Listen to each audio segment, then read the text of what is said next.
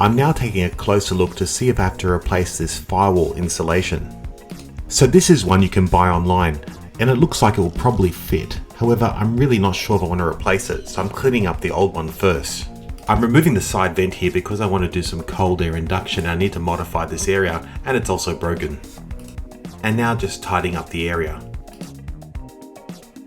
When I got the car, the speedometer was jumping up and down like this, and that's because the speedo cable needs lubrication. This is the end of the Series 1 type of speedo, and you kind of screw it in like this.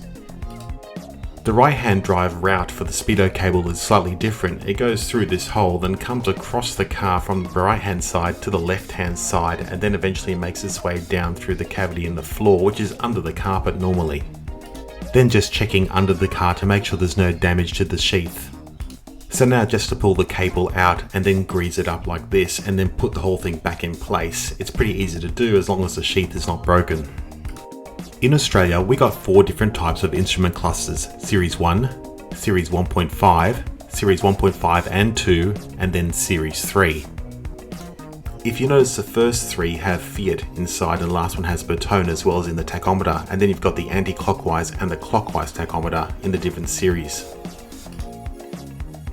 So this is the end piece of a Series 1 connector. As you can see, it's a screw-on type. The Series 1.5 went to a 2-piece speedo cable. As you can see, it's also a screw connector, and it does fit on Series 1 as well. The later series had this kind of coupling connector, and it just fits on top like that, and you push it down for it to lock in place. Above the fuel tank is this cover, and it's just held in place with 4 screws. As you can see, it's damaged. I'm yet to find one that's original in good condition, so what I have found is 2 other replacements you can buy online. The replacement one is pretty similar to the original, you just have to cut out the holes to make it work and fit.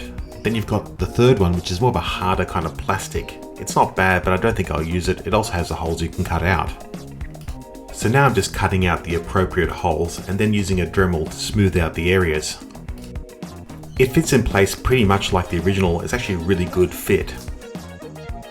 The handbrake cable is as old as the car, so I'm going to replace it. Firstly, just unclip the pin here that holds it in place and then push out the rod.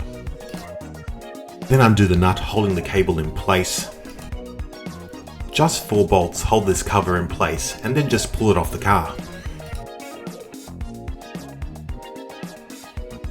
So now just pulling out all the pins and just replacing the cable itself.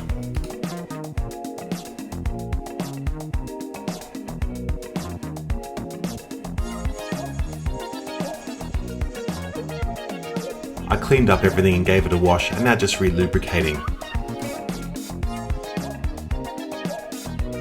And now just reinstalling the cable as it was before.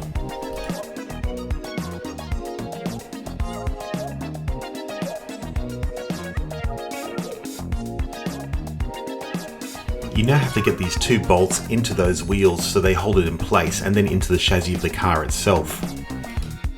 Then just screwing the nut in that holds the cable in place, and then the clip that holds the rod in.